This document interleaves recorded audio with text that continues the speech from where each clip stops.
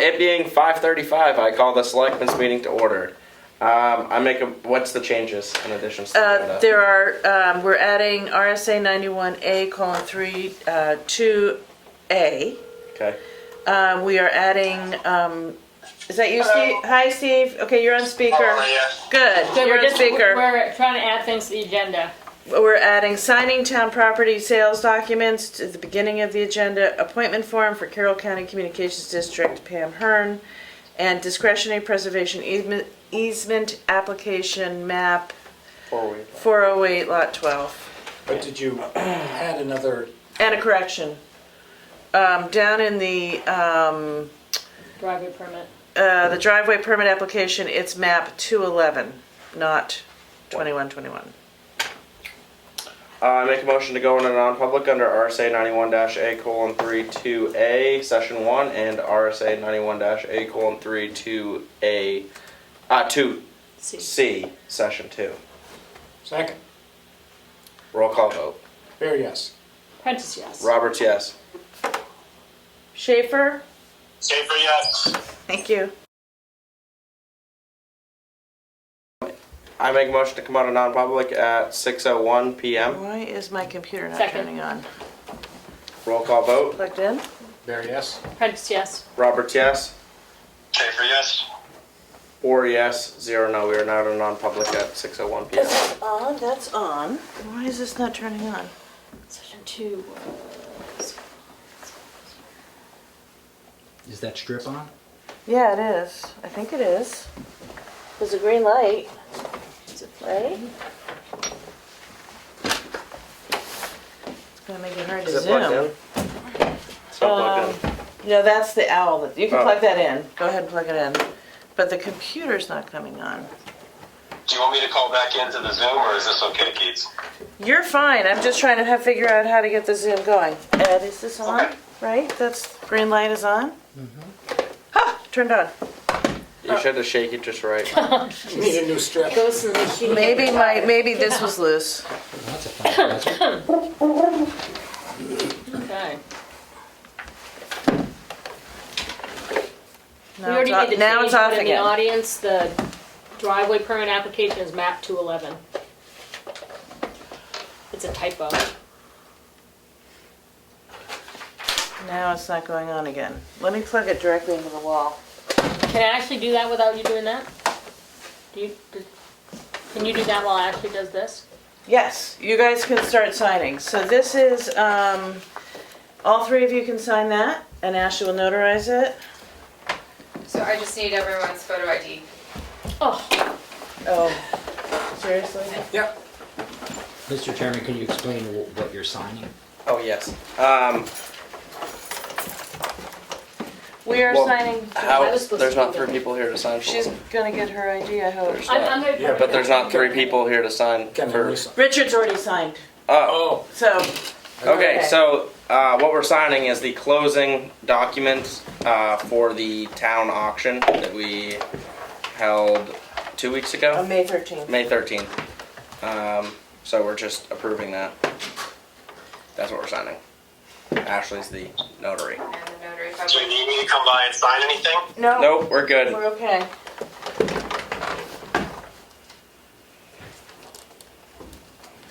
Well, maybe this cord's no good. Let's try this cord.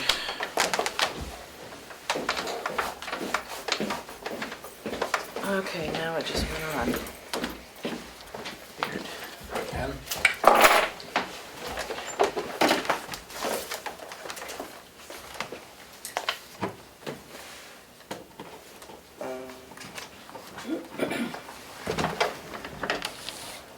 That is so strange. It keeps going on and off.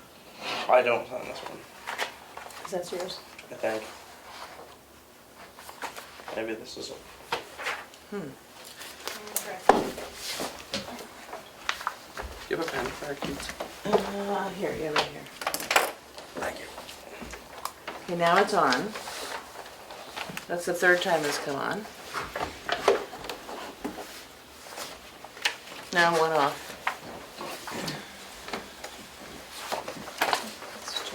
That's, this cord doesn't, it doesn't seem to be cord related. So Keys, I just wonder, is it the HDMI to the screen up here? Is that why it's not coming No. up? No, it's not. No, it's Just just, an issue. Looks like it's doing like an update or something. Is there another one to sign here? Isn't that it? Oh, did I just? please keep your computer on? Why is What my did I screen do? not on then? I don't know. Okay, so, are you guys, This is the last one. so that one's ready for notary? They both are. Okay, We just, and there's the third, great. It might be updating, the computer might be updating. Yeah, maybe that's, okay, so it's showing up on the TV. Do you mind if I sit here and Not just at use all. this Not at all. table now? That's very strange, right? Really weird. You can navigate from up there. Is your, Okay, now it just went off. It's like the computer's dying. Want me to try playing with it? and it's not the But it light? worked when you unplugged the power, correct? Is that what it did? It doesn't seem related to the power cord. Okay, so, Enter.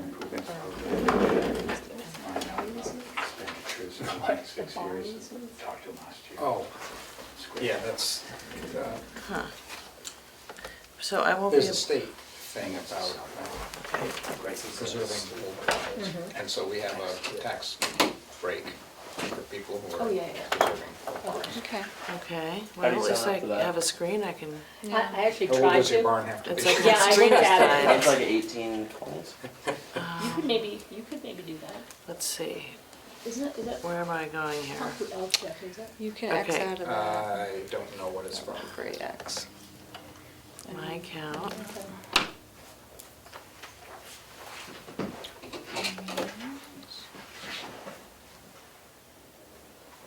Okay. that's very strange to, Hit start.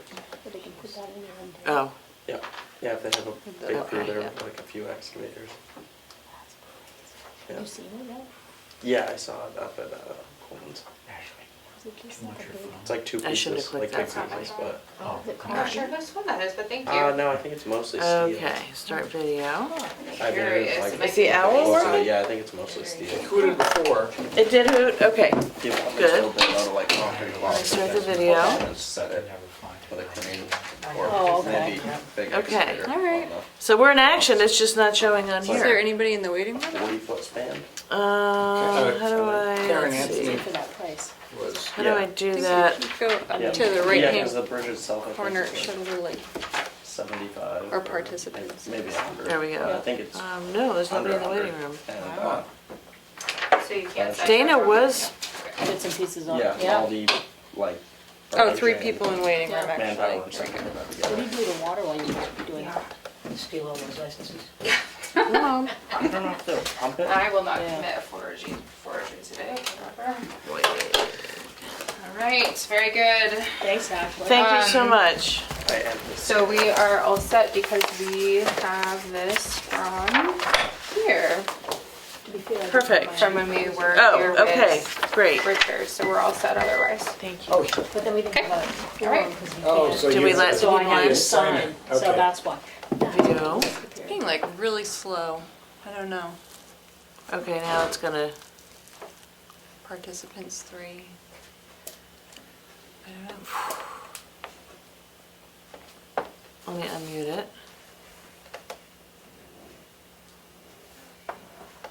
It's not, Not responding. It's like 10 minutes delayed. you are live, connected can to I? computer Randall audio. had a little bit of a problem last night with it, but then it worked. Really? Yeah, just for a second.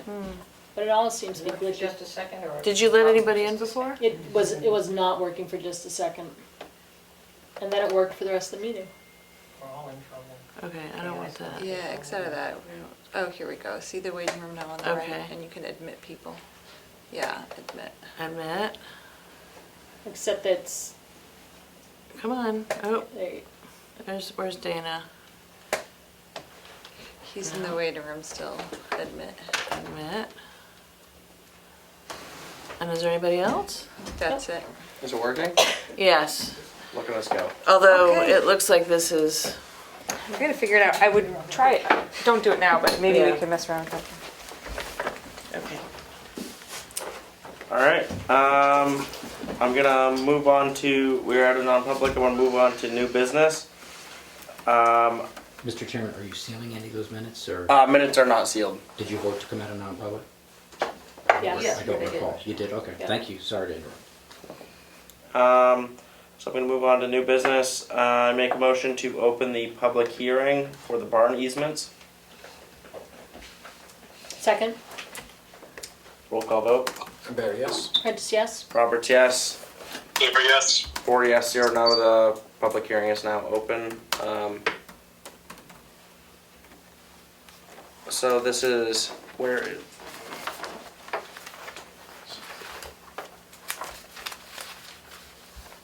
And who's here electronically? Select board member where's Schaefer. the info on this?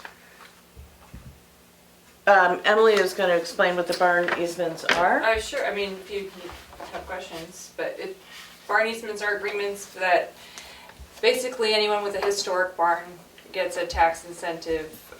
They can get anywhere from 25 to 70% off of the assessed value to maintain their historic barn. And they're 10-year agreements, so these are agreements that have already been in place. There's 3 map and lot parcels. And Their agreements are up listed here. this year, These so are these the are map and these are all renewals, so, but it's, we're required by law to have a public hearing. And the assessor has reviewed all 3 applications and approved them. Okay. Is there any questions or discussion on the barn easements? Yes. Since it's a public hearing, I'll say it's a wonderful program. Our barn and sandwich is in it. Thank you. Cool. If there's no other questions, I make a motion to close the public hearing. Second, Would you motion to approve first, or? I make a motion to approve the barn easements for map 406 lot 15, map 401 lot 8, and map 408 lot 12. Second. Roll call vote. Barry, yes? Prentice, yes? Roberts, yes. Favor, yes. 4 yes, 0 no. I make a motion to close the public hearing. Second, Any discussion? Hearing none, roll call vote. Barry, yes? Prentice, yes? Roberts, yes. 4 yes, 0. Oh, sorry. Favor, yes. 4 yes, 0 no. Alright, moving on to the groundwater protection ordinance compliance officer discussion with Becca Boyden.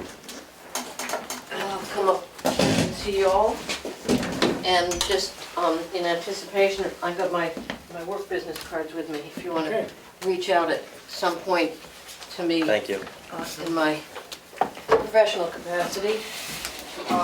I'm the zoning enforcement officer for the town of Effingham, and we don't call it compliance officer there, but I'm here, I gather, to answer any questions you might have and give any input into the compliance and enforcement side of things. I'll say right off that that the other 5 towns that are over the Ospey Aquifer that have the groundwater protection ordinance that Tamworth has just joined, all have zoning. Right. So their enforcement is rolled into enforcing a zoning ordinance. Tamworth has a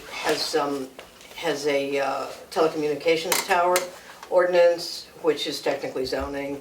And so there is a certain amount of enforcement or compliance that is required in Tamworth, but not a full-scale zoning ordinance. So I'd just say first off that how we handle it in Effingham and how the other towns might handle it is probably different from how Tamworth will handle it going forward. I think that the main difference will be is that Effingham, and I've been there 17 years now, I think, is basically reactive in many ways because we have a permit process. That means that most of the enforcement that I do revolves around following up on something that someone wants to do. Let's say you want to open up a business of some sort that might have some requirements of the groundwater protection, you're going to have to come for a building permit and perhaps a change of use anyway. So it's going to be right in my face. I'm going to be prepared to look at it and understand it. If you don't have that process, if you don't have the requirement for a property owner to come and get a permit to do something, your compliance or enforcement person is going to have to be proactive. They're going to have to reach out to different businesses that might be doing stuff, or individual parties that might be doing stuff that would be considered something that needed to be followed up on for groundwater protection. And I think that would be the main difference. So what you're going to want to do first off, I would think, is create some kind of a process that is different from the process where people are getting permits for what they're doing, and have a process instead that's about outreach and tracking, inventory or database about what's going on out there, all that kind of stuff, so that it's easy to know what is going on in town and whether there is activity that might need some kind of response. So in Effingham, it's triggered by somebody coming and applying for a permit. Yeah, generally that would be it, because most activities, most land use activities are either allowed by permit or allowed by right, depending on how your town is set up, or not allowed at all. Those are the three possibilities. Effingham has zoning, but it doesn't have any commercial zones, no non-residential zones. So we have a process whereby if someone wants to do something that's non-residential, which is where most of your groundwater protection issues are probably going to come. I mean, there might be a minor example of someone who, is a car hobbyist, and you want to check up on them and see if they have 14 Mercedes that they're draining oil out of, and are they doing it responsibly?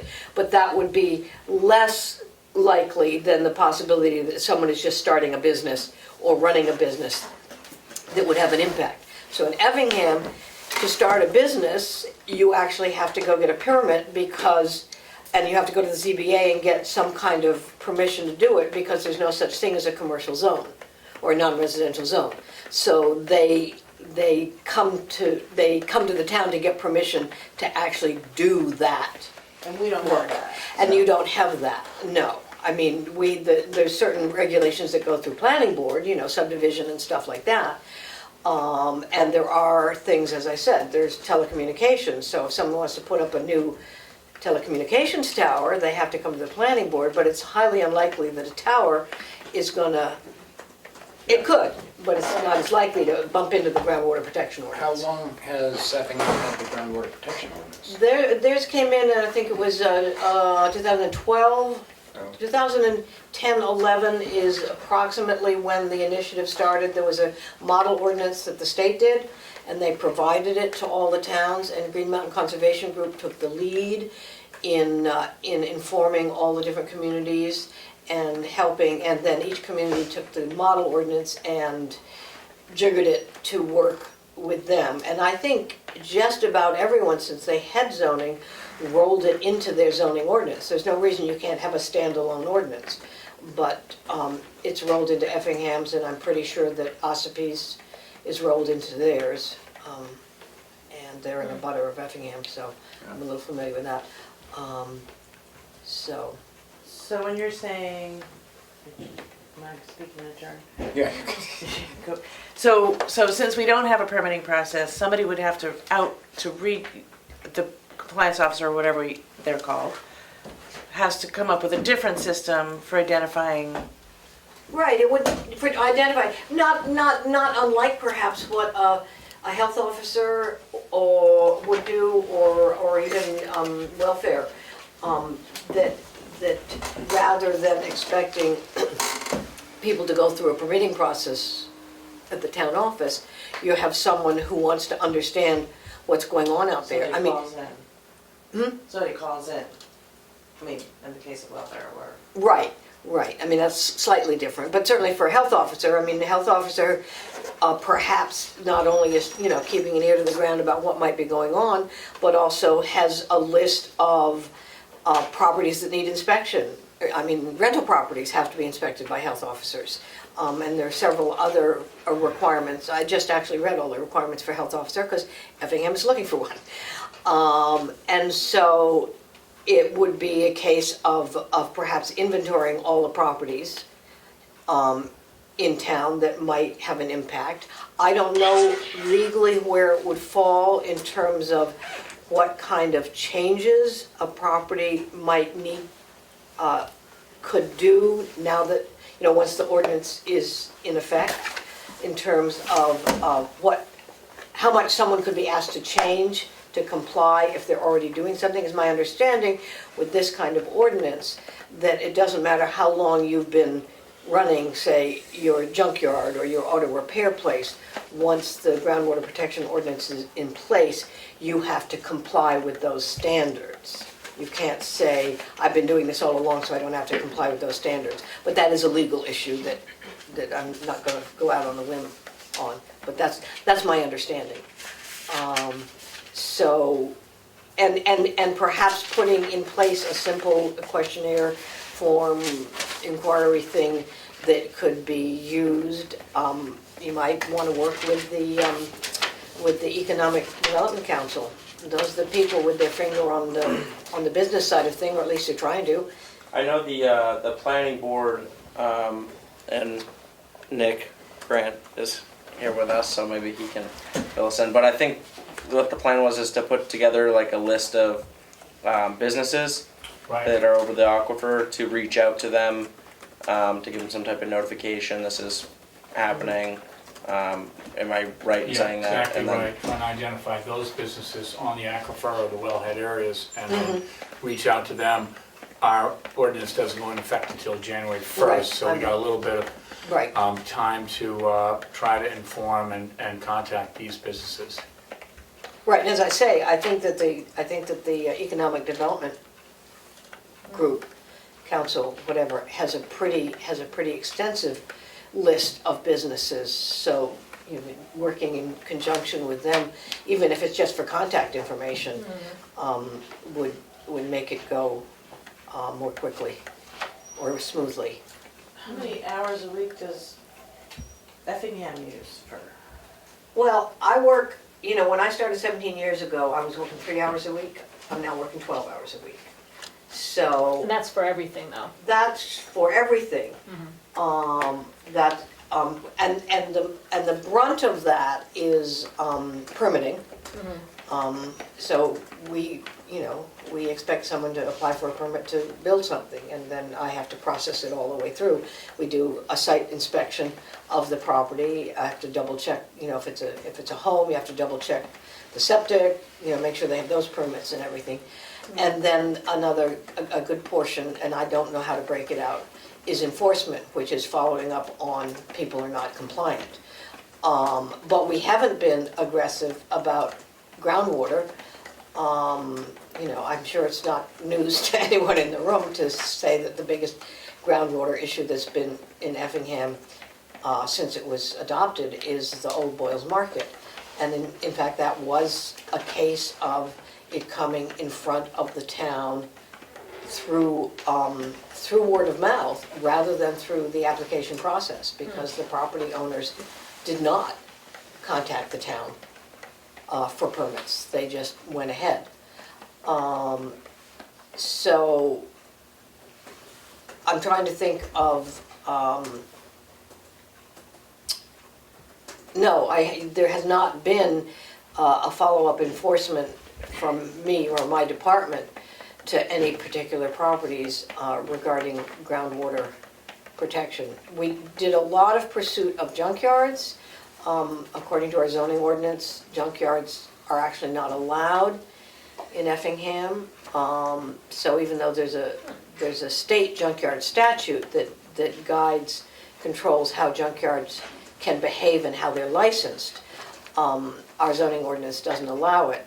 So there was an initiative several years ago, because there were members of our Board of Selectmen that were concerned about a variety of properties in town that were operating as junkyards. So there was a lot of time spent on that. I mean, I don't know, several hours a week, writing letters, following up, and That you did. that I did, Yeah. quite a few legal hours, and at least 5 of them ended up in court. So there is that. But again, sometimes I feel that I could have put in more time if there wasn't all the other stuff that was, at the front of the list for demand in terms of the permitting process. Because that's really my primary responsibility, is issuing building permits, and you don't want to hold people up. You're given 30 days or 60 days if it's non-residential to issue a permit, but everyone always wants it yesterday, so we try and turn them around as fast as possible, and that just means your week is spent following up on that and not looking for other issues. I wonder if whatever we want to call this position, compliance officer, should be involved before the ordinance comes into effect, groundwater protection ordinance, to be part of the outreach, and going around and identifying businesses and becoming familiar with them. I would think that'd be ideal. Yeah. I think that would be a good idea. So they- Also, if you got, if you figured out what you were gonna call a position and what the job description was, and I'm happy to provide more feedback, but you could also reach out to the other towns. When you get someone, the person you get could reach out to the other towns and get a lot of ducks in a row before it went into effect. Because you're going to want some kind of document, system, paper trail, inventory, whatever, to make the compliance officer's work make sense. Yeah. And ours is all tied around the system that I have for tracking land use activities, which is primarily permitting, but I have it all in Excel, and I do a report every month to the Board of Selectmen on 20 or 30 properties, and maybe 5 or 10 of them are permitting issues, but the other ones are violation issues or whatever. So any individual do it would have their own tracking system, but I think it's in this day and age. I mean, we didn't have any near that level of computer sophistication for tracking when I first took the job, and didn't really need it for 3 hours a week. It's like you write a paper permit, and it really actually got much more organized during COVID, when there was so much more being done electronically. And now, in terms of records retentions, it's great, because it's all there. Every permit that I've written is now electronically recorded. Every letter that I've written, someone, all the photographs we've taken of violations, they're all recorded. So you can set up some kind of system. Nick, just to put you on the spot completely, being Sure. on the groundwater protection ordinance committee, what would you think if we did find a person to handle the compliance work or the education, whatever we want to call it? What would you think of, would it make sense to have that person work with the committee? Because I know that we were talking to the planning board last night in your update that the committee's got work ahead of it to figure out what this education looks like, what the outreach looks like, how do we figure out who to talk to now before things go into effect, what tools do we have? Would it make sense to have that person work with the committee to develop it in sync so that they could really just hit the ground running and really be fully steeped in it? That makes a heck of a lot of sense to me, and I would assume, I can speak for the committee that, I mean, absolutely, yeah. Okay. Being part of that process and understanding the nature of the, who's over the aquifer, who isn't, what the problems are, even before the get-go, I mean, that just makes logical sense. Okay.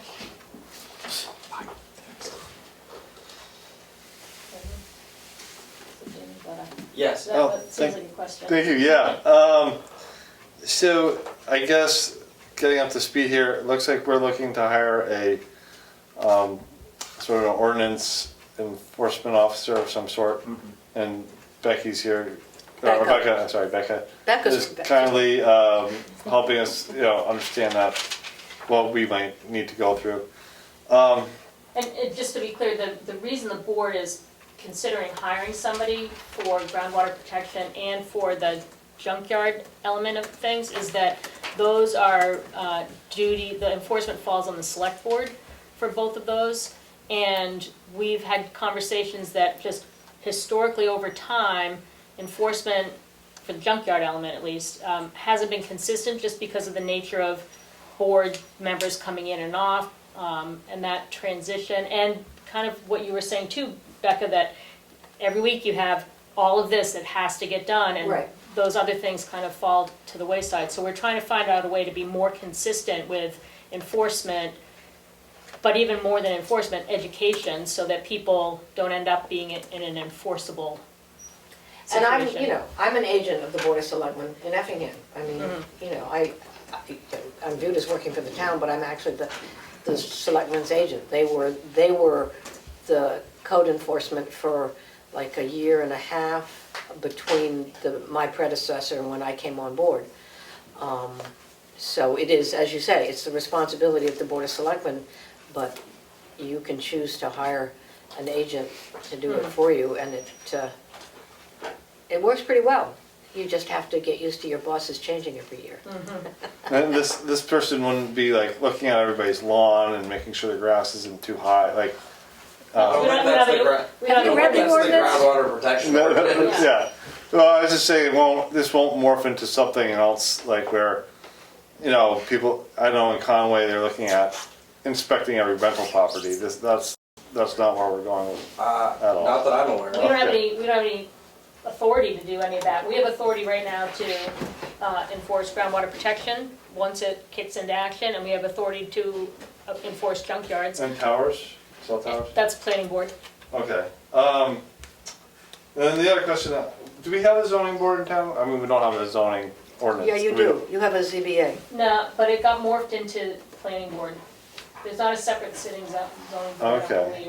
So I was wondering, like, Supposed to be. There is. Yeah, Supposed to be. Yeah. we legally have one. It's Yeah. not very active. Yeah. Well, And I don't think it's, cell towers have gotten, you have to have it because if you have any kind of ordinance, you have to have a process of appeal.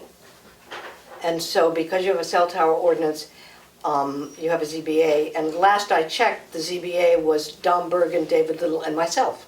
so So, that's anything we can address with well, authority. we don't. But the No. answer is that we do have that. okay, and just where I was going with it is, and maybe Becca could help me out with this question. Like in Effingham, there was a groundwater protection ordinance, and and it said no gas stations in a particular area. And then a gas station came along, and they said, well, this is a very fancy gas station with very nice tanks. So then the zoning board said, okay, then you can have your gas station, and the court said that was fine. So it just seems like, I'm just wondering, in Becca's professional opinion, like, is our groundwater protection ordinance different, or because our zoning board, I guess we have a zoning board, so could they just overturn it? The zoning board can't overturn an ordinance. The zoning board rules on individual cases. So, for instance, zoning boards are capable of providing variances and special exceptions. The case in Effingham was the special exception is how non-residential activities, certain number of non-residential activities in Effingham get permission to operate because we don't have non-residential zones. You go and get a special exception. A lot of them you can just do without that. The variance was to allow a gas station in the groundwater protection zone. That was an action that the ZBA took. The ZBA here would have the same role regarding groundwater protection, I would guess, as it would with the cell tower communications. I was sitting on the planning board when we had a joint meeting of the planning board and the ZBA over a cell tower issue here in Tamworth, so I'm pretty familiar with the process. It was because American Tower, I think that was the company, wanted their tower to be 10 feet or 15 feet taller than the telecommunications tower ordinance that Tamworth has allowed. So they had come for site plan approval to the planning board. I hope I'm not boring everyone out there. They had come to the planning board for approval. I do just want to jump in and say, I think this is kind of going off track from our point, and I don't want there to be any misapprehension in town that we're sliding in backdoor zoning, and I definitely don't want to see that in the paper, because that is not what we're talking about. We're trying to enforce the 2 ordinances that we have responsibility to enforce in the most transparent, even-handed way. And I just don't want to get tied up in a conversation about what Effingham's doing or what any other town is doing. We don't have very many land use ordinances at all in Tamworth, and that's how people have voted. And we're just trying to enforce as responsibly and clearly and cleanly as we can the few that we have. And I think that we can talk about these other cases, and they're not relevant to this conversation right now, which is about a groundwater protection enforcement officer that we're considering hiring, so that we can be depoliticize the issue of environmental protection. I guess the short of it is, if someone came in with a project, any kind of project in the groundwater protection area, and they were originally told no, they could go to our zoning board and get a variance or a special exception and still do what they're going to do. We haven't drafted that We stuff will yet. cross that Yeah. bridge when we get there. In the ordinance, it talks about granting conditional use permits. Yeah, That's part of the ordinance, so. thank you. We appreciate you coming in tonight and Okay. giving us your professional opinion Absolutely. or professional information. And, is there any other questions for Becca while she's here?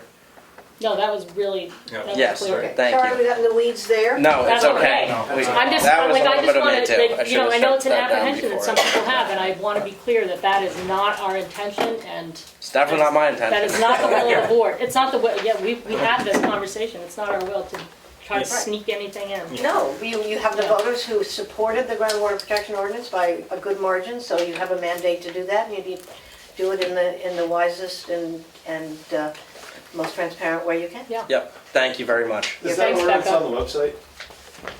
Yes. Yeah, Okay, good. on the planning board page. Okay, thank you. Thank you. All right. Thanks, Becca. You're welcome. Nick, any last?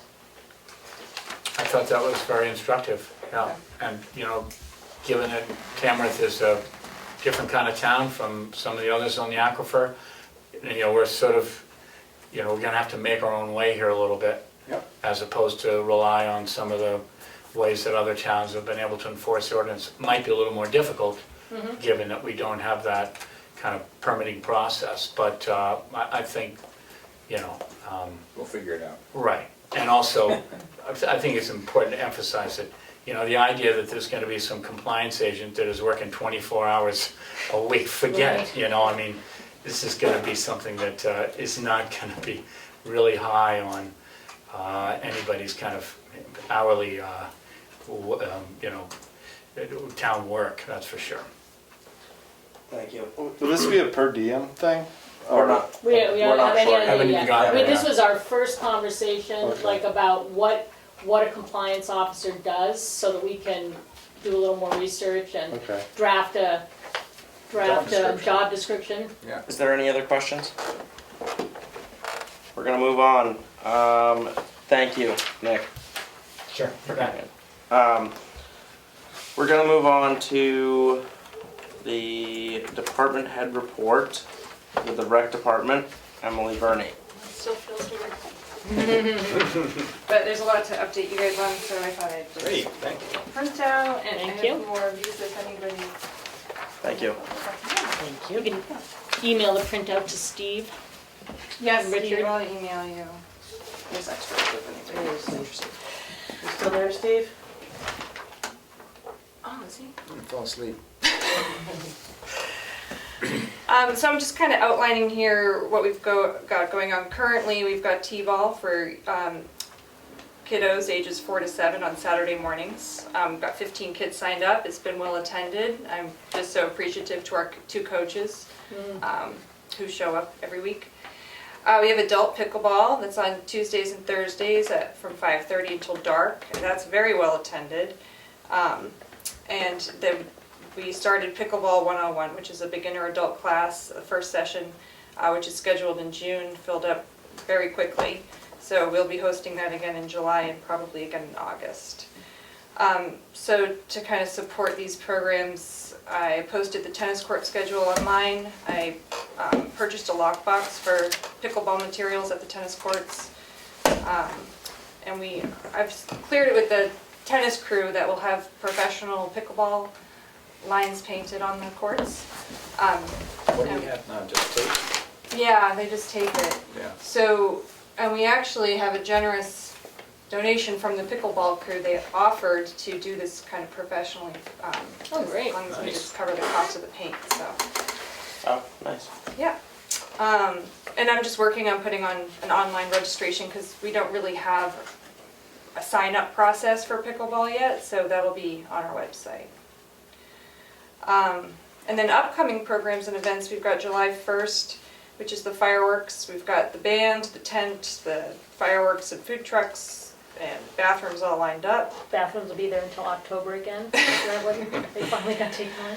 I checked the pickup date. So July 1st is fireworks, and then we're also having the family day on July 4th. Yeah, and that's because we just couldn't get, I mean, ideally we would have had it all scheduled on the 4th. What day of the week is the first? Saturday. Saturday. Saturday night. Which actually is, with kids, I prefer that because they're so late, you know, in the evening. It's nice to not have to get up the next morning. And then July 4th is the family fun day. I've got the parade registration all set, the schedule of events and promotional materials all ready to go. So I'm going to start putting those online this weekend. I'm going to promote this on the exchange, on the website. I'll do some flyers, and I spoke with Ann Borges, who does our Tamworth column in the Daily Sun, and she offered to put some info in there. I just wanted to say right now publicly thank you to Amy Carter at the Cook Memorial Library, the Tamworth Outing Club, and the distillery. They're all kind of helping put this event together. Oh, nice. And fun events going on. And I just want to say also publicly we're looking for volunteers. So if anyone wants to face paint or blow bubbles or, you know, help set up tents and chairs, like we'll take whatever help we can get. Are you, so for Family Day, will it be the way it traditionally has been, that individuals or organizations can have tables and Yep. sell things or Yep, I know demonstrate the things or Friends of whatever? the Townhouse are doing a craft fair, and Boy Scouts will be there doing some things, so, yep. Great. And then getting into summer programming, I've decided to do Friday field trips for Tamworth kids, ages 6 to 12, every Friday from July 14th to August 18th, which kind of coincides with the local summer camps here. Fridays will be 8 to 3, sometimes a little later depending on how far we're going. Great. So I've budgeted for 50 kids, which is essentially a busload, comfortable busload, with 10 adults, chaperones, or counselors. Field trip destinations have been reserved, a bus has been reserved, and I plan to promote this and have registration signups available by June 2nd, because that is coming up, fast approaching. Yeah. So I'm hoping this offers a nice Friday for the parents that work and are looking for Friday programming. And the other thing that I'm hopeful for, I spoke with the principal over at the K.A. Brett School. She said that Title I funding might be available. She's working on some grants to contribute to the summer programming. So I've tried to make the trips also educational. And yeah, I'm not gonna hold my breath, but if that comes through, that would make That'd be great. Yeah, we'd either be able to offer it to more kids, or I'm looking at, you know, there's those last 2 weeks of summer that are kind of not accounted for yet. So we might be able to do some more day programming those last 2 weeks. Swim program. I've posted ads on the website, on the Exchange, Conway Daily Sun, and Kennett High School. I got good news this morning from an individual in Sandwich who's very interested in hosting a swim program. I explained to her that we were likely going to do a small one at Bear Camp Pond this summer. She has experience with children and hydrotherapy. She's getting her WSI this June, and she just sounds really excited. So we're meeting next week, and I'm very hopeful that we can make this work. Oh, that's great. Yeah. That's great. And I have a friend who's the director over at Camp Maugley, and he offered to do a free lifeguard certification course for us June 7th through 10th, so that's coming up. So I'm hoping to find somebody, I mean, if this person is a water safety instructor and also wants to be a lifeguard, great. Or it'd be nice to have an instructor and a lifeguard, but so I'm gonna figure that out. That's a great gift. And I'd really like to partner with TCNA, we've talked about it, but I'd like to offer a parent, infant, toddler water safety course. So that's gonna kind of be part of the swim program.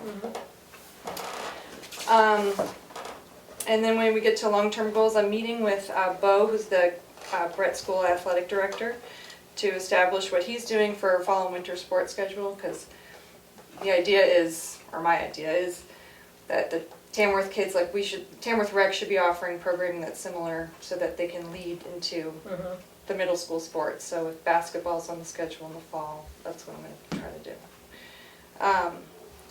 I'd also like to do a seniors exercise class focused on movement, light weights, and stretching. Adult recreation, such as a softball league or ultimate frisbee or flag football would be fun. And then lastly, I'd really like to do some family movie nights on the lawn this summer. So That's fantastic. Really good. So we'll see. That's a lot, Emily. But it's in motion. It's so much motion, that's great. Yeah. One question, and maybe this is a conversation for you to have with Bo.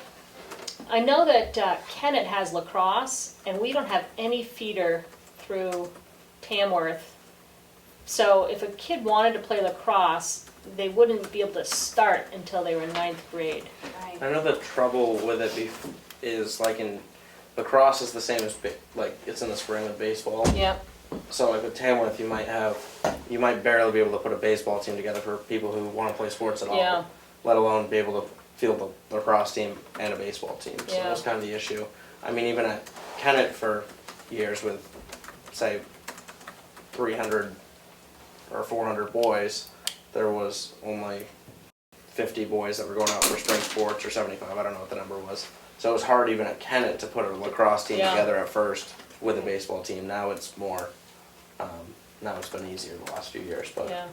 so. Well, I just didn't know if it was something that we wanted to do, just basic like skills, not try to field a team with rec, but Right. so that kids could just Have that option. have that option to, Yeah. so they don't go there and think, this is such a cool sport, But and you I know, am yeah. 6 years behind whatever other kids from different communities that have Right. something. Yeah, I'll look into it. I Okay. have a 9-year-old who's been begging me to play lacrosse, Yeah. but the only option was the Valley team, and which is a hike. Which is a hike, yeah. Yeah. But And I mean, if you did some skill building and they really stuck with it, then maybe you'd be more incentivized to say, okay, I'll drive to, right. yeah. So, Well, I just was wondering about that somebody had asked about lacrosse, and we were just talking about the fact Yeah. that it's a big gap. sure. This is great. Any questions for Emily while she's here? No, I just want to say that's very impressive. Yeah. Oh, Since you've been on the job for, what, A week 10 and days? A week and a half? Yeah. well, you know, assessing is only so exciting. So it's like any little creative outlet. It's like, oh, it's fun. But Wonderful. yeah, we're getting it together. There's a Yeah. question here. I was just gonna ask, Yes. so Emily's obviously our rec director or acting director, or I'm not sure what the evolution of, Appointed interim for Appointed 6 interim. months as part-time rec director. okay, cool. Yeah. We'll see, because we've talked for years about, should it be full-time, should it be part-time, we've tried Right. full-time, we had an opportunity to give it a shot for part-time to see if it can work. So she's got a job and a half, it sounds like. No, just Good. one. 2 half-time. Yeah. 2 half-time. Half Okay. time. Well, a dog and a Making half a or 2 dogs extra if you're a full. mom too. Yeah, you could have one in there too. Alright, so several. Yeah. Several jobs. Yeah. I have 2 different hats, and we always say in the office, like, right now I'm wearing the assessing hat, so, but, yeah. Yeah. So far, so good. Excellent. Good. All right. Before you, Diane, and Jim and I would also like to thank Emily. That's a fabulous report, a lot going on. You got your feet on the ground quickly. Thank you. Oh, thanks, Maureen.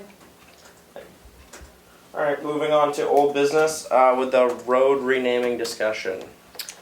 Yeah, so I had sent you all a memo, and basically, the question was put before us by E911. Do we want to consider renaming Bryant Heights Road? Because, just to remind people, because there are 3 Bryantish roads and kind of proximity, Right. and it was a safety concern if they got confused. Yeah. Yeah. And I think legally the answer is you have the legal authority to do it, you don't have the obligation to do it. It's a choice that you all can make. These particular roads are very close together, which makes the concern a little less daunting, because if you go to the wrong address, you'll be able to get to the other address quickly, as opposed to if they're 5 miles apart, which these aren't. So I think it's your decision, but you've been given the information. So in the past, we had a road rename It was Brewster Hill. 2 years ago, a year and a half ago. Or, yeah, 2 years ago probably now. It was Brewster Hill, which is off of Philbrook neighborhood, and the other end is on Gardner Hill Road. It used to years ago go completely through from one end to the other. So then the middle of the road was shut down, or I say shut down, it was just never maintained, and now it's kind of wooded trail or whatever. So there was incidences where, you know, an ambulance or whatever would go to one end of Brewster Hill when it was supposed to be at the other. Well, to get back around to the other end takes a little bit. So that, I could see the issue. Here, it's just that the names are similar, but, you know, I don't see this as much of an issue, personally, as I did when we were going over the Brewster Hill, because there was actually incidences with that where it didn't, you know, and Can't get there you quickly, had to it's more of a drive to get there if you go to the wrong side of Right, Brewster Hill. Right. Is this why Dana is joining us, or is it? No, I don't think No. so. Oh, okay. But he might Well, have a while view of it. while you're here, Dana, do you have any opinion on the road renaming situation? From a safety point of view. Can you hear me? Yeah, yep.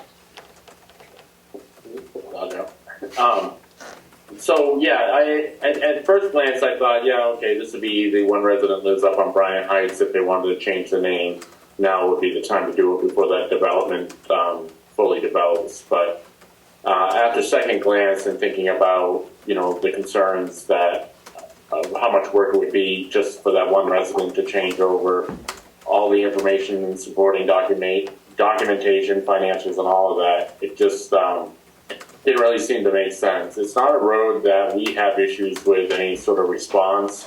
The fire department's very knowledgeable about the roads. Obviously, our department is as well. So it's really not one of the areas in town that we have response issues with. There have been like corrective actions, including the Tamworth Pines Co-op naming those roads in there that have been very helpful, like Black Bear Road. And then I had only brought up one other road that we have issues, but for the most part, it's a non-issue, and I don't think it's worth going through the trouble to change it at this point. Okay. It does have some historic value as well, so. Okay. Thank you. So at this point, I guess my feeling is that we kind of leave it alone. Yeah. And, you know, whatever has to be revisited, we can do that. But I think for now, it's okay. Safe to leave it. Yep.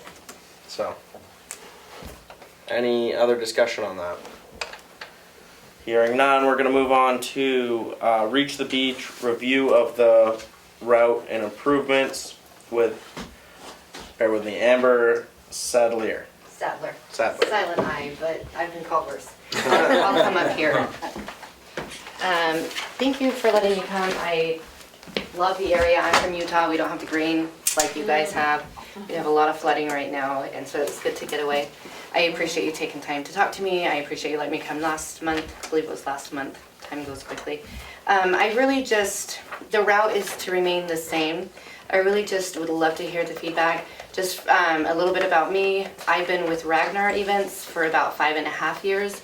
Ragnar merged with Reach the Beach about 8 years ago, so I am familiar with the race. I direct races in other markets. I direct in New England and used to direct the Cape Cod event. So I've been here, I'm sorry, what was that? I think he was talking He to. didn't know he was not muted. Oh, gotcha, okay. Not muted. Well, we're listening. But yeah, the Cape Cod, we retired it a few years ago, and now we have New England, and I'll be stepping into the role of director of Reach the Beach. So that's why you're seeing me. The previous directors are still with the company and still will be on course this year. They've been on course obviously for 20 years, and they're going to be, we'll all work hand in hand with them. But I do understand there are some concerns from the town, and there were some concerns from me as well. And so I am just here to see what you have for me, what questions, what concerns I can maybe help answer, and then to let you know what I intend to do to help it be a smoother event in Tamworth. Yeah. I think one thing that came up, and Dana's gonna speak, I'm sure, about this, our police chief. We've been noticing, as a community and as individuals in the community,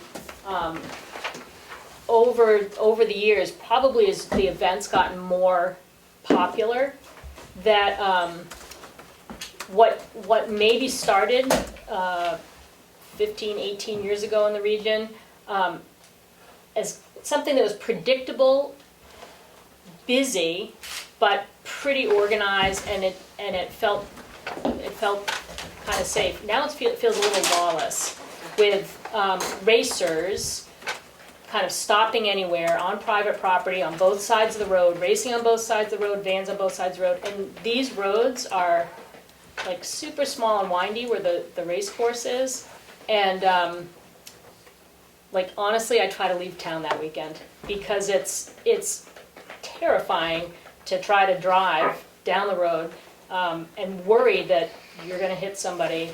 And if I lived on the course, I can imagine being, upset by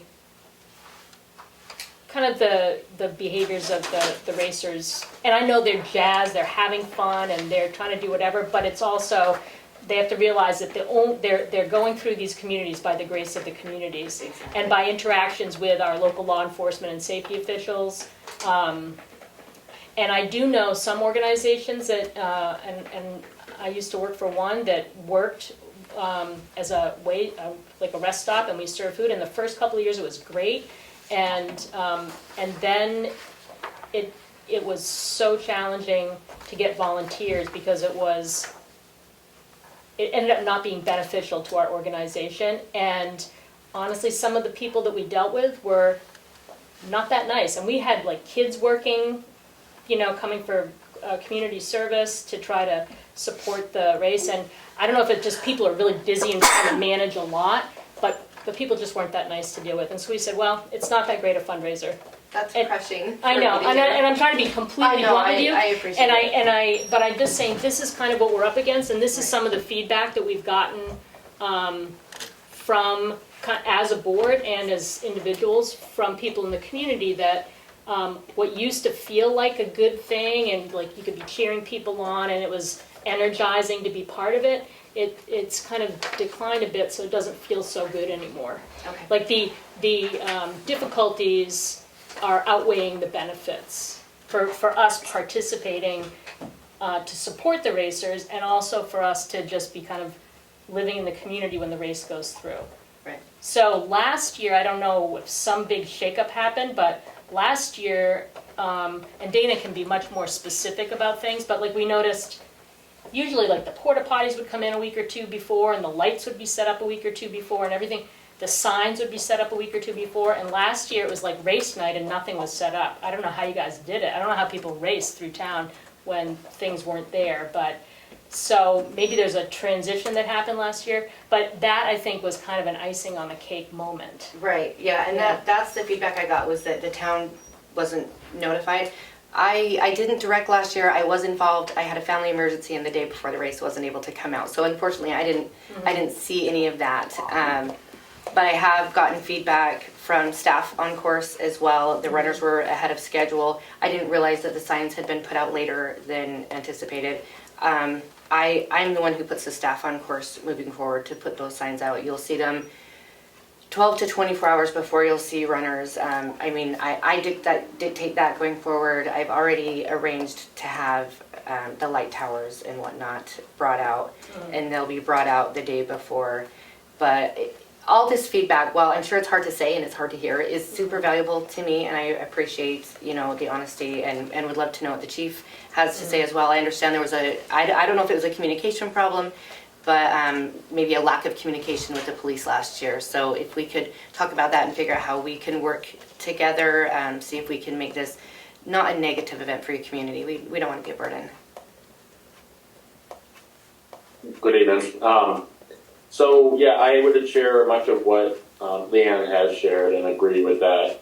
I've been a part of this event in different roles for the majority of the years that it's been running through the town. So I've seen a lot of the issues. I've seen each year is different and the way it's expanded or changed. I used to go through Shakora Village. I used to work the detail right there in the four-way, which was really dangerous location. That location eventually got moved to White Lake State Park. But all that being said, I made up a list of things that Keats has in an email, and she can share that around if she'd like, if she printed it. But I'm going to go through these lists of things that I find concerning, and they just continue each year. And I think part of the problem is while I support what you guys are doing with all. I'll send you the list. Sorry, we'll send her the list, right, Dana? Yeah, that's fine. Amber, yeah. While I support the races and all, it just seems that it's too big to manage, and in Zach's world for emergency management, FEMA says the span of control is 5 to 7 people. So for every, 5 to 7 racers, there has to be sort of a supervisor over that. And then for every supervisor, there has, 5 to 7 supervisors, there has to be one over that. And I think it just becomes too big and too vast to manage from 1,000 feet up. So my issues I laid out were in 3 categories between the van, the runner, and the cost and benefits. The van issue is that the vans are decorated with exterior lighting, which actually violates the motor vehicle code, and it becomes a distraction to other vehicles on the roadway. So there's a lot of Christmas lights and all that dangling from these vans, all these, and I can't imagine these rental companies getting these vans back after they've been used for the race period. But anyway, and then the vans oftentimes have stuff written on the side of the vans, and oftentimes it's inappropriate language or sexual innuendos. And if you want to research it more, you can Google Ragnar van quotes under the images section, and you can see various, from other Ragnar events, but similar to what we've had here, vans with all sorts of inappropriate content on the side of it. Year after year, we have spoken about the issue with the van operators. They drive in complete disregard for traffic laws and the safety to others, including their own runners on the roadway. I mean, I've witnessed this. It's happened countless times. They're cutting off runners, or they're just not paying attention. They're turning around in places because they don't know where they're going. People's driveways, cutting other people off. It's relentless. And I refer to it as the cannonball run, just driving through town to town like madmen. So, and then the other issue with the vans is they will often stage on the side of the road, or even in some of the designated areas where they're supposed to be. But oftentimes they're, urinating just outside the vans, either in the wood line or just beside the van, or sometimes on other people's property. When, even though you guys have gone through all the efforts of setting up porta potties for them to use, it's too much of an inconvenience for them to walk to them. As for the runners, the race passes through Tamworth at nightfall, and even though I know that the runners have oftentimes the vests with the high vis and the reflective material and even the blinking lights, they are still hard to see on the roadway. And if it's raining, they are even more hard to see on the roadway. Especially, coming around blind corners and such, it just becomes a hazard. Other issues with runners is they don't always wait for the officer's direction. It's up to the officer to dictate how traffic moves and how the runners go. Oftentimes, the officers are told to halt traffic to allow the runners to stop without having to stop running, so they can get through and continue their race. However, certain situations just don't always dictate that, and the runners will have to stop based on whatever traffic flow is happening. And that's not always the case. They won't stop, and instead they're cutting through traffic lines before they're supposed to cross and everything. Again, another hazard that I'm just surprised at this point that nobody's got hurt from this, in our area at least, that I'm aware of. And then we sometimes run into, they run down Depot Road. It's one of the unmarked roads or unpainted line roads that they run on. And I have found them numerous times running on either the wrong side of the road or running right down the middle of the road. So, again, creating a hazard. And the last section I had was just the cost and benefits section. In the past, the Outing Club has received minimal donation for their work at one of the checkpoints at Wade Lake. And then the PTA has received contributions for their work at the checkpoint at the prep school. The PTA has expressed no interest in helping this year due to lack of volunteers and lack of interest. Last year, they were treated very rudely by runners and supervisors and such. They have zero interest in being a part of that. They won't be taking any funds. I'm not sure where the Outing Club stands on that. Outside of that, I am not aware that the town receives any money whatsoever or any other contribution or benefit to the community. Our local business has already been affected. It's not like the gas station in West Ospey probably benefits from the vans filling up there. Maybe 7-Eleven in our town benefits from that a little bit, but it's not like they're staying in hotels. It's not like they're stopping to eat at the restaurants. So our businesses don't even tremendously benefit from it. Then that aside, we do incur costs for this, which just in my department, we have all the administrative side of it. So that includes us having to approve the race permit, coordinating details, coordinating lighting and other issues, setting up no parking signs, and police line tape to deter unwanted parking areas. And then we have additional patrolling for that evening that is just dedicated to that race lane in order to make sure everybody's being safe, whether it's the runners or the motorists. Last year was a huge snafu. There was a breakdown in communication, and everything was being done at the last minute, which just really wasn't helpful. And I didn't even know how they managed to pull off some of the things that they pulled off. I mean, they were setting up things at the school probably an hour to 2 hours prior to the runners coming through our area. So, all that being said, I really can't find any positives to continue having this race go through our town. And I truly don't support it. I mean, to hear year after year community members complain about it and to have no benefit from the community or coming into the community for it, I just don't see why we would continue to support it. Thank you.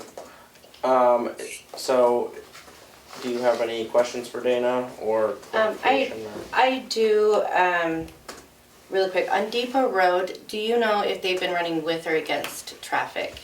That's coming out of the park, correct? That's correct. It's both. Okay, It's all three. They run on left side, right side, and the middle of the road. right, and which obviously is very problematic. I just want to jump in and say, and that's consistent on all the roads, not just Depot Okay. Road. Like on Route 25, there are runners on both sides of the road. Which is one thing that's like been consistent for years, actually. Okay. Yeah. Thank you. Yes, Zach? Hi, Zach Remick, Emergency Management Director, as well as Captain of the Fire Department. I'll also attest to Dana. I do think that there really isn't any benefit for this community. One of the things that I noticed was 5 years ago, we actually had several medical incidents that actually overwhelmed the EMS system that's set up in place. There's 6 towns that share 3 ambulances, and with approximately, I think it's 3,000 racers that run through it. All it takes is a couple calls for this area to be stripped of the ambulances and no fundings set aside for an event, for an ambulance to be on standby for your guys' events. So I have a huge issue with that. Thank you. Do you know if, so we have EMS at the school. Do you know if that was pulled from the town or if that was brought in? There was multiple ambulances pulled from everywhere. Okay, okay, thank you.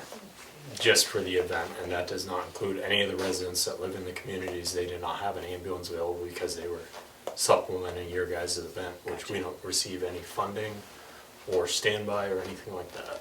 Okay, thank you. I can talk to the safety director about that, because I know he arranges to have EMS at the checkpoint, but I don't know if he goes through you guys or brings someone from outside, so that's something I wish I had more insight on. But, I mean, again, 3,000 people with 3 ambulances in 3 cities, I can see a problem with that. The last question I have for the chief is, have we been billed for these additional detail officers? Because we do have a budget for that. I know if there aren't enough detail officers, if we're putting that much of a strain, that's another conversation. But if we're straining the police department and not being billed for that, you know, that's something that I would like to change. There are detailed officers at the 2 checkpoints, and that's it. Okay. Could we add the additional detailed officer patrol? Yes, but I continue to think that it's just plain unmanageable. And to elaborate on Zach's point, even if you contracted with our transport agency that multiple towns contract with, you're still depleting, you know, those resources that take away from the shared contract for the different communities. So even if you're saying, yeah, we'll contract with an outside agency to pull ambulances over for here, unless they're getting it from resources elsewhere, all it is just depleting resources within our area. And volunteer staffing is at a minimal, police staffing is at a minimal, and it's just very overwhelming for everybody to manage. Right. And it takes away from community need. Okay, thank you. Can I just ask, so one thing Dana said that I hadn't really been aware of is the time that our police department puts into things like no parking signs, and so like special detail, that's somebody who's not on duty. Am I correct, Dana? That's somebody who's not on duty who can sign up for the special detail and get paid separately. So that aside, it sounds like there's quite a bit of time that you or our police department has to put into the race that's uncompensated. And the reason I bring this up, besides that it's uncompensated, is that New Hampshire, and correct me on my statistics, but like our statewide police resources are running at like a 20% deficit right now. State police, local communities, like everybody's trying to find police to have just our basic community needs being met. And our police department is finally creeping up into being close to fully staffed, but it hasn't been for years. And so it kind of goes to what Zach was saying about resources for our region going toward this special event that doesn't benefit our region. And again, we get it, like it's fun, like we all love to do fun things. It's a cool concept, but it's putting a strain on at least Tamworth that that we're hearing about. And so now I'm adding, and I hadn't added this before in my thinking, that there's a financial strain to the town too. And I don't know, I don't know what the answer to that is. I'm sure you can't pay all the towns for all the administrative work we do to get set up for your race. But we don't have the capacity to volunteer to help make your race go Right. smoothly. Right, which is. At a municipal level. Okay. So just to give an example of that, as part of just deterring issues that we've had in the past, last year, Kim, our previous buildings and grounds guy, and I, we spent money on grade stakes and our time lining both sides of Durrell Road with grade stakes and police line tape to prevent vans from parking on either side of the road, because in years past, on Durrell Road, they would literally park on both sides of those roads, even though they're supposed to park at the rec field. That's where one of the van staging areas are. They weren't doing that, and they would line up on Durrell Road, essentially squeezing it down to one lane for traffic to get through. So last year, as a deterrent, I put, no parking signs and police line tape all down Durrell Road on both sides. And there was still one short section that we ran out of police line tape, and sure enough, a van parked there. So that was just costs, that we took on to deter having to deal with future issues later that evening. It's not, we weren't compensated for it. Okay, so I guess my question, I'll have a few questions, but then the final question is, can we still come to Tamworth? Is it something you guys are willing to entertain for a year if I put these other things in place? I can bring in, you've seen our blue coroplast signs. I can bring in no parking signs. We had planned on placing several Love the Locals to help make sure runners were aware. You guys don't have to let us be here. If they're gonna be running around acting like animals, I don't blame you for not wanting to have them there. We've implemented team captains meetings where the week before the race, I address all the team captains and any team members that want to come to it, and then I put the notes out, reminding them, to be respectful. And we have seen some improvements with that. We're looking at bringing in, and I'm aware that the school doesn't have staffing for volunteers. That's been a problem just everywhere. There's not a lot of staffing. So we're looking at some of the schools in neighboring communities, seeing if we can bring them in and offer them a donation and fundraising opportunities.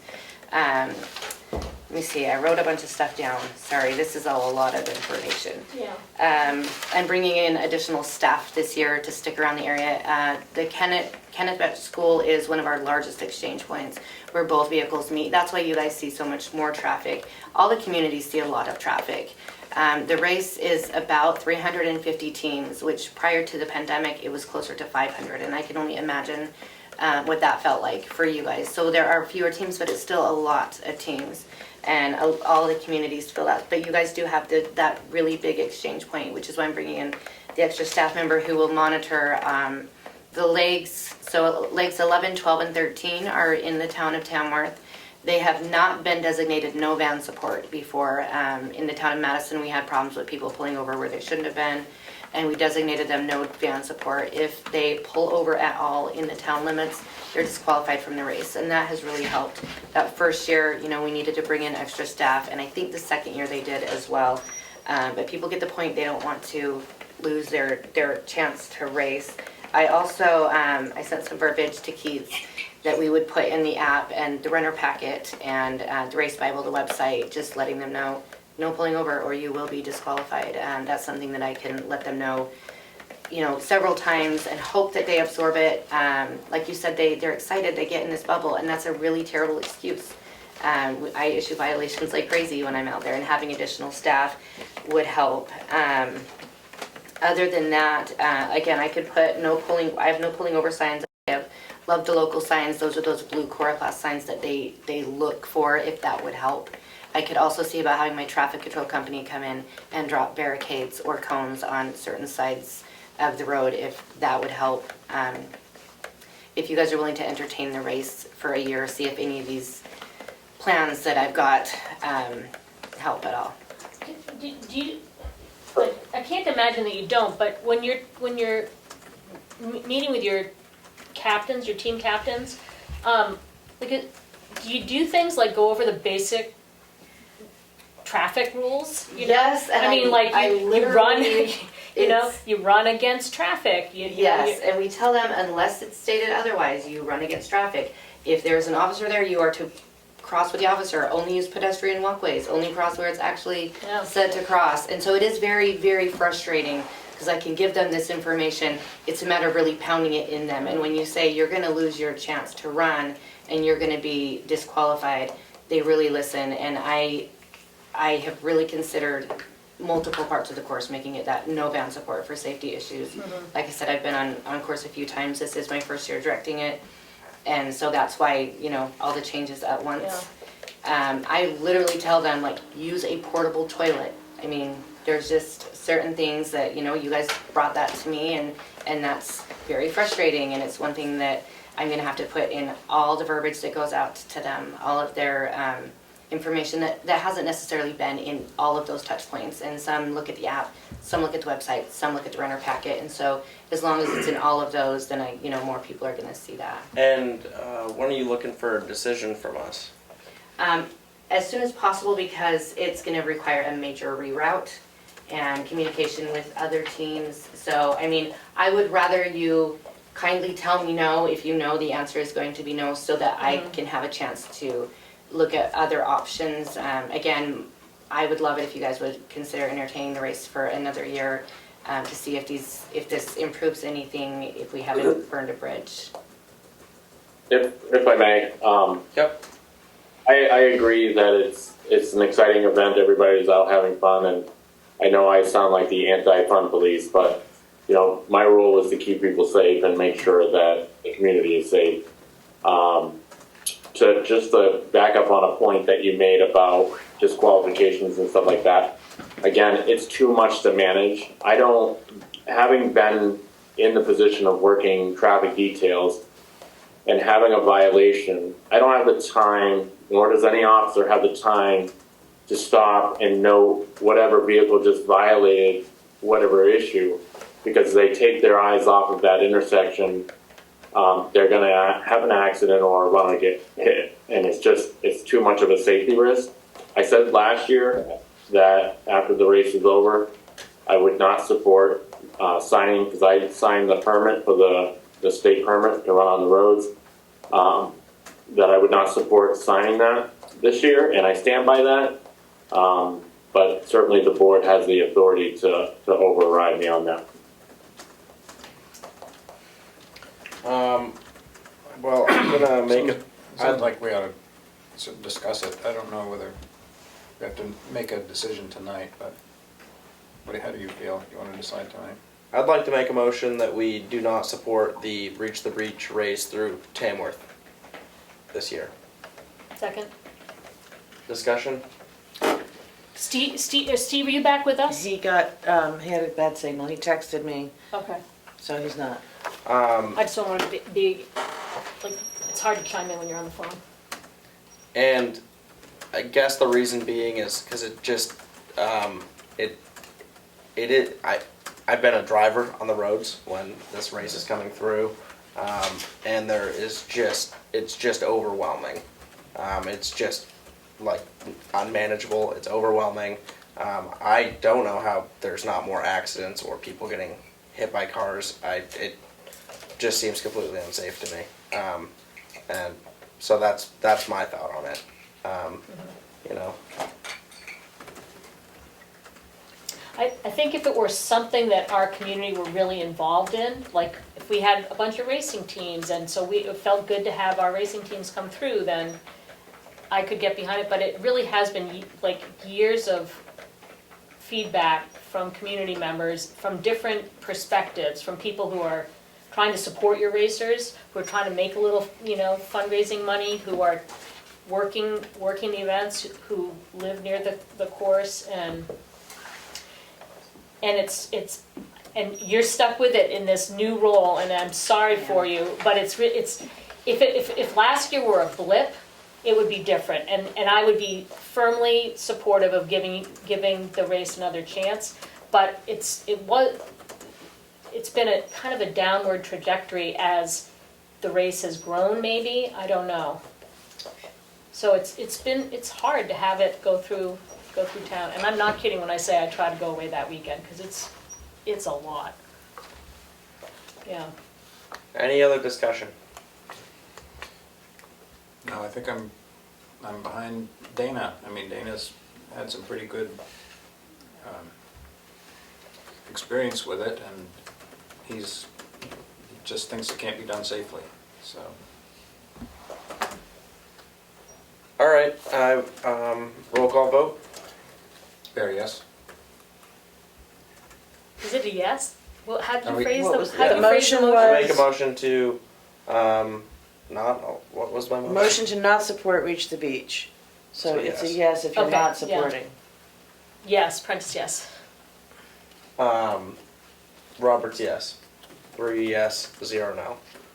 So, thank you for coming in and discussing this with us. We Thank you appreciate for your having time. me. I know this was unfun for all of us. It was. Yeah. To go I hope through. that feedback can help with It- other, it because I does. can't imagine other communities aren't feeling some of the same pressures. Right, and I am connecting with communities, and I'm hearing some of the same stuff, and like I said, Yeah. my goal is to improve and make it not a negative experience, and I do Yeah. appreciate you taking your time. I know you all have things to And do. not to use this as a negative example for your racers, but They're gonna maybe, hear it from Yeah. me. maybe this will be I was helpful involved in with improving I safety. was involved with the White Lake State Park transition for years as a member of the Tamworth Outing Club. And, you know, at first it was great fun because it was so exciting and everything. But even just on that road coming in and out of the park, I just couldn't believe more people weren't getting killed. It So was, I have a quick question. Is the entirety of White Lake State Park in Tamworth? Yes. Yes, Okay, so the whole, like, the entrance and then onto Depot Street? yeah. Okay, I know the border's near there, correct? It's a little, so on 16, the Route 16 side, it's a little south of there. Okay, By that's probably good. a mile. Down No. south of Depot Road. Okay, Yeah. all right, thank you so much. Again, I appreciate it. I And again, know, sorry this is I your first know. run with it, and it's not a reflection on you, clearly, it's a trajectory. well, I appreciate it. Would you mind sending me that email with the bullet points? I wrote down what I could, but you know, in a meeting, you don't, you Yeah. look back and you think, what the heck was I writing right there? So I appreciate your time. Yeah. I will get out of your hair, and I wish you guys have a good night. I'm gonna drive to Boston and. Oh my God, okay, drive carefully. Thank you so much. So moving on to, Thanks, Dana. You guys all set with me? yep, Yep. have a Yep, great night. thank you. And Thanks. I just want to concur, Emily, great job. Oh, thank you. Yeah. And I agree with lacrosse as well. So, Good to know. all right, have a good night. All right. Moving on to the administrator report. Okey-doke. Can I just ask a question before you jump into that, Yeah. before we leave business? Did, Zach sitting here makes me think of it, is there a FEMA update? Not yet, don't ask. And What's update? well, I mean, because I know you've been just where you are in the process. I know you came to us a couple weeks ago and you were still pulling together data and anything to share, and you can say no. So you're referencing the storm, correct? The storm, yes. Okay, yes, they do have an update. FEMA was here in full force yesterday. There was about, let's say, 10 to 15 people at the state level, federal level, people traveled for as far as Louisiana. They came out to tour, do a preliminary damage assessment. They went out towards some spots in town, got GPS coordinates. They want some more info from us. As of tonight, I do have a cost update, roughly. Equipment use total cost calculations during the April 30th to May 1st storm was approximately $21,000 spent. Material repairs and dirt work was approximately $19,100. Pavement repairs needed is approximately $57,000. Labor costs approximately $2,900. Total cost from that one storm is estimated at $100,000. I have spent roughly 20 hours on this. The deputy EMD has spent 5 hours on this, and this is all a work in progress. of reaching the disaster threshold. Town of Ospey right now is at 1.8 million, so we are lucky. We're only at 100,000, but the more numbers that we get, the better we look with actually getting How are money. we only at 100,000? Ossipee at 1.8 million? that you, Steve? One, we don't have a public water system that got Steve, is that affected. you? We didn't have any trucks. Okay, you're on speaker. It's me. You're on speaker. Right. We didn't have any trucks that were damaged. We didn't have roads washed out as bad. We did have some damage. We were kind of lucky compared to other communities. However, this is still a lot of money for one department to absorb.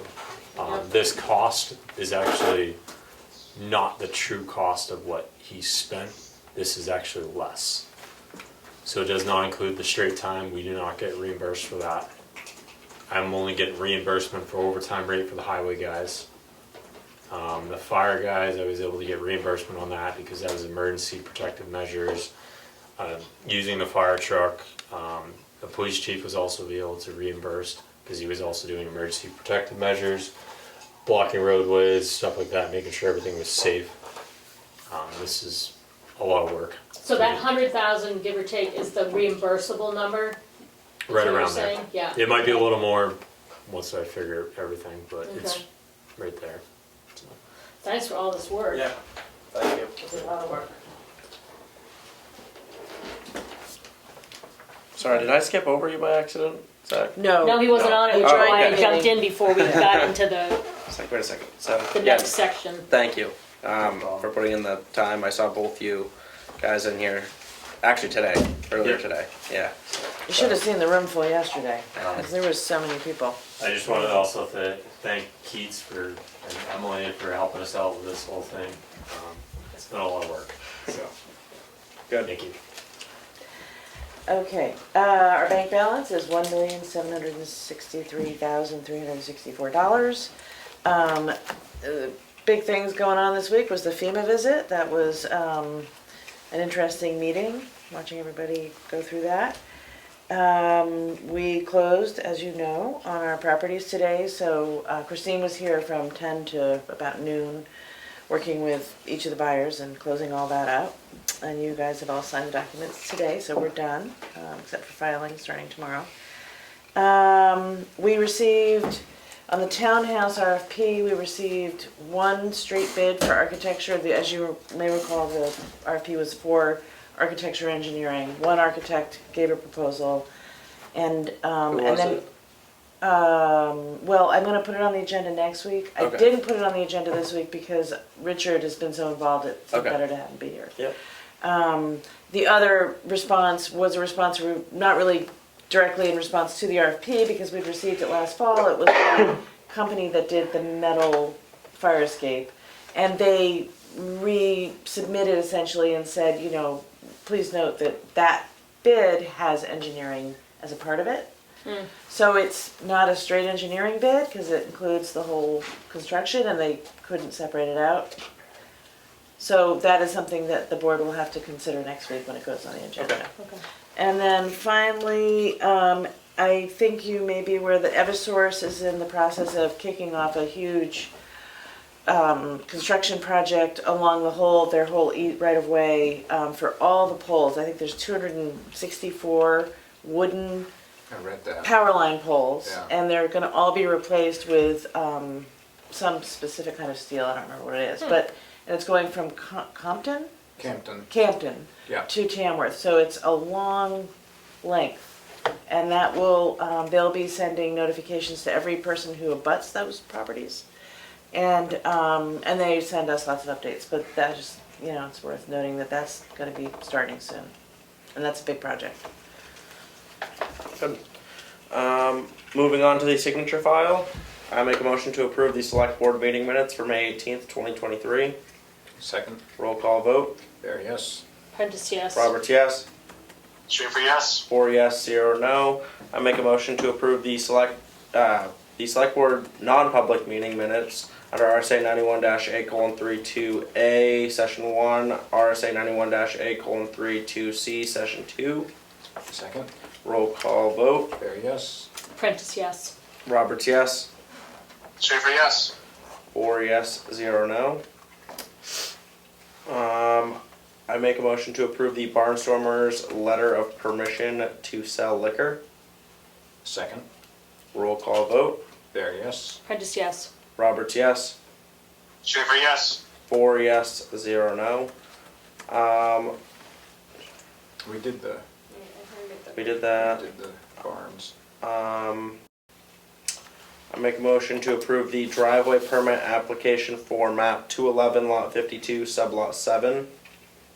Second. Roll call vote. There, yes. Prentice, yes. Roberts, yes.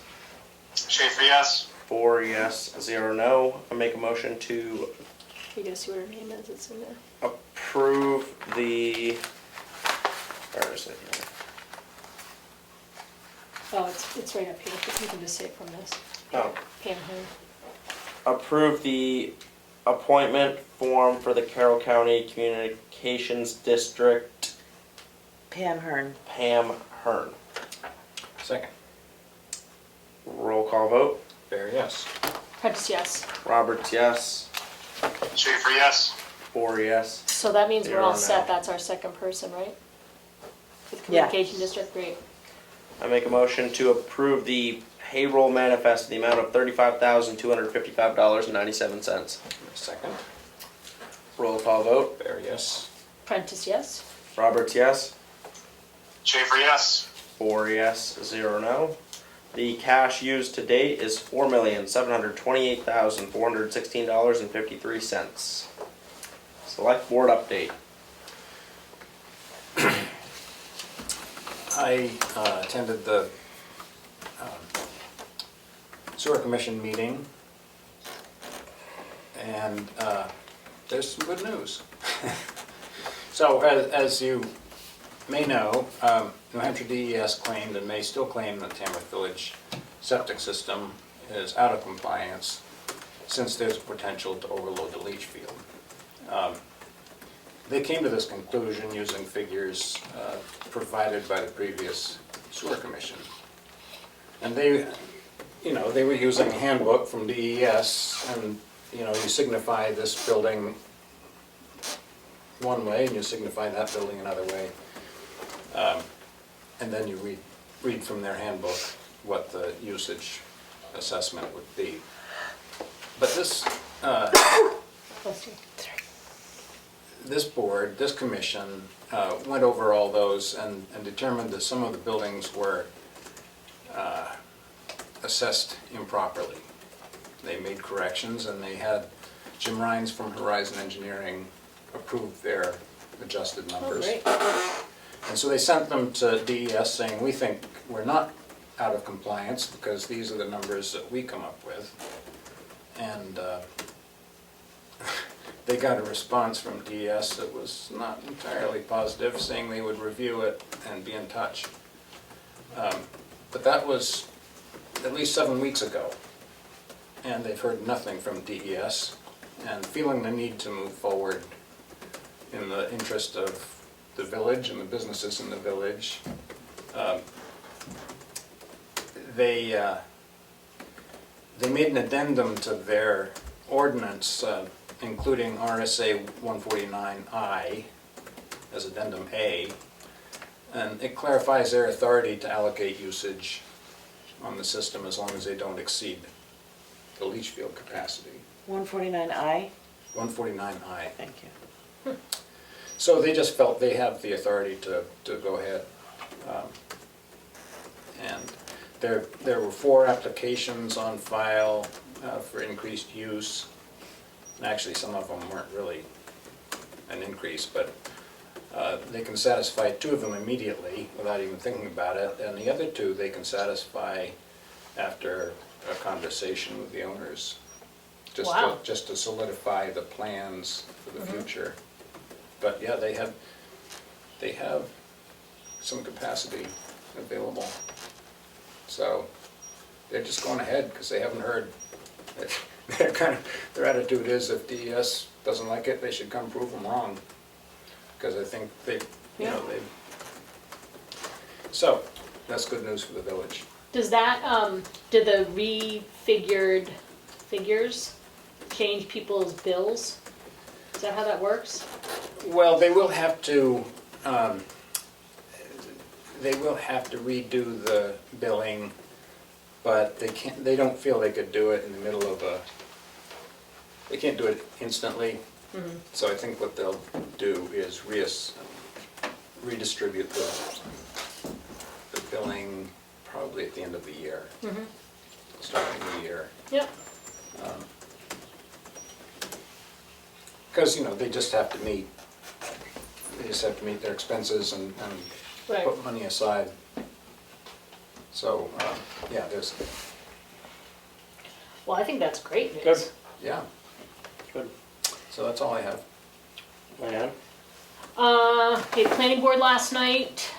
There were odds and ends, but most of it was spent going over one final time the revised subdivision regulations, and so those are probably going to get sent to legal next week, and then we vote on them and have new updated regulations, which is great. Personnel committee met and finished our first draft finally of the revisions for the personnel policies, and those will get sent to the board next week for review, and we'll probably set up a work session to go over those, which will be noticed. And Carl and I did some work on the Veterans Memorial just to spruce it up.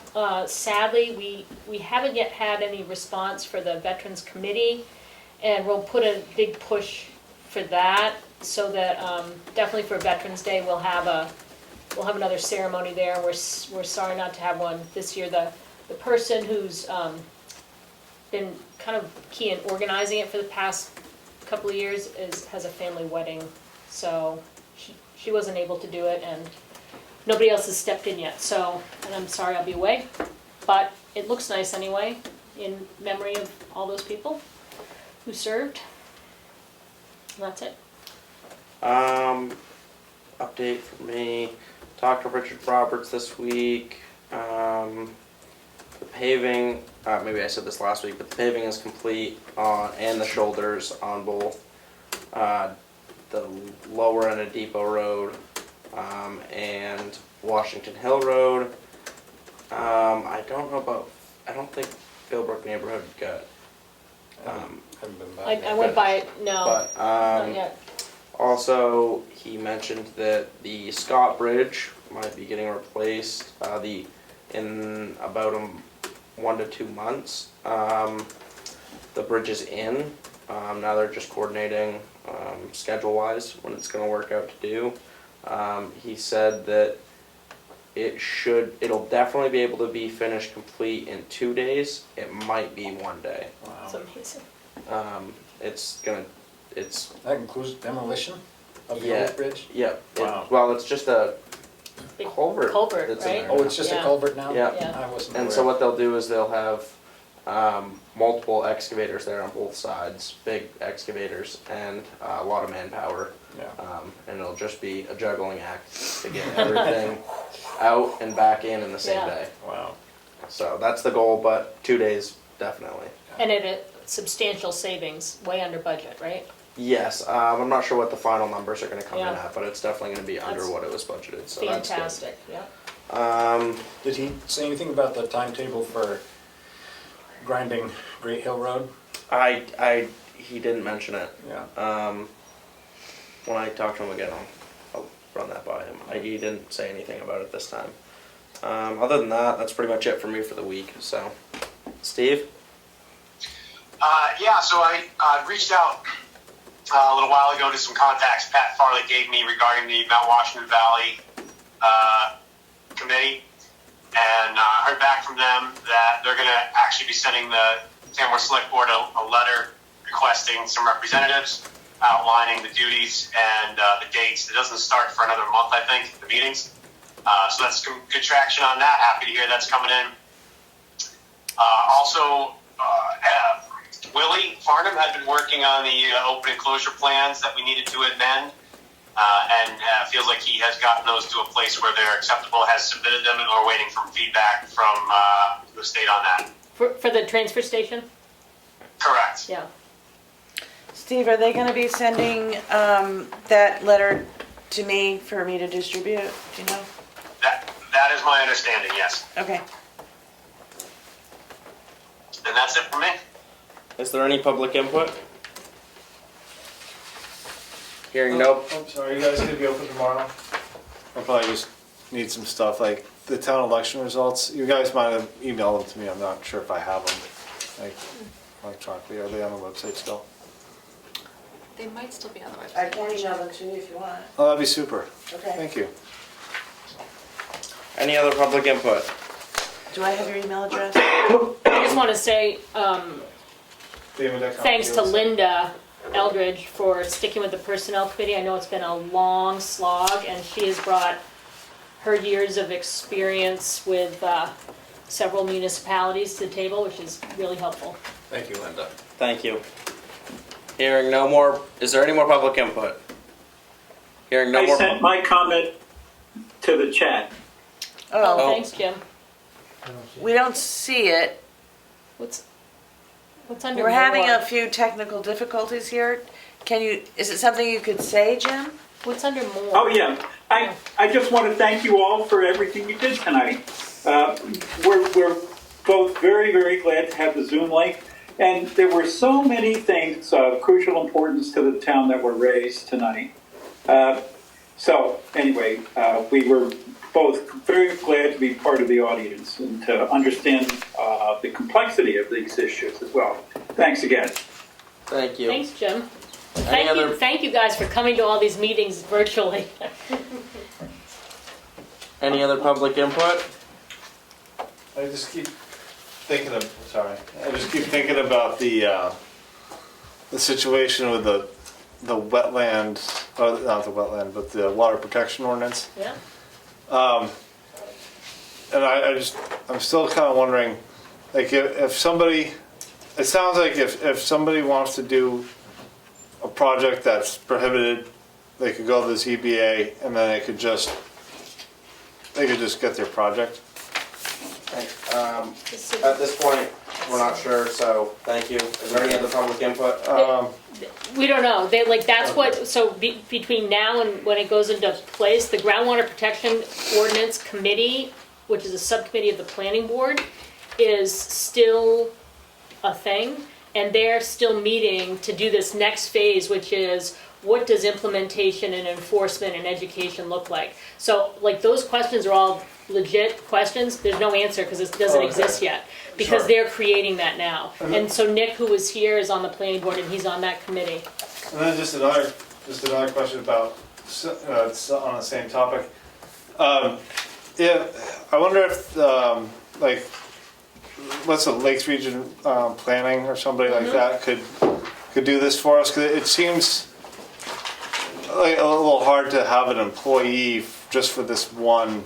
And I know that you're just looking at all the options. I know that you're not committed to anything, but it just seems like maybe there's got to be a contractor or something that could do this on occasion rather than hiring staff. Yeah, I mean, I imagine, I don't know, but I mean, our health officer and our welfare person, they work as needed.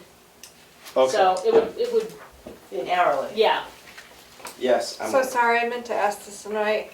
For Port, as far as hiring for like swim instructors or camp counselors for Fridays, does that process go through you guys? I think we have to approve them. But even for, so definitely for. If they're town employees, You have to approve every hire? I mean, we have so far, yeah. Right? Yeah, So they'd be, even if it's very part-time, but they would interview, right? They gotta come in. Yeah. Let's do a group one. Yeah, it can be real quick. Okay. The volunteer chaperones, Yeah. Okay. The volunteer chaperones, you would? No, we don't do those. Okay. Any other public input? You got it. Thank you. Thanks. Motion to adjourn. 7:49. 7:49. Good night. Oh, good night.